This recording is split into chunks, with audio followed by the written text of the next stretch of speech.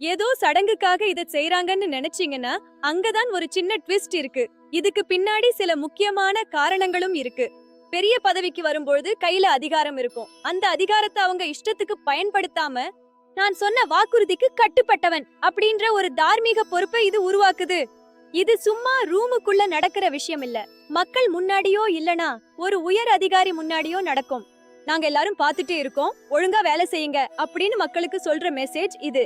அந்த உறுதிமொழியை ஏத்துக்கிட்டு கையெழுத்து போட்டாதான் அவங்க அதிகாரப்பூர்வமா அந்த பதவியில இருக்கிறதா அர்த்தம். அது வரைக்கும் அவங்க எடுக்கிற முடிவுகள் செல்லாது.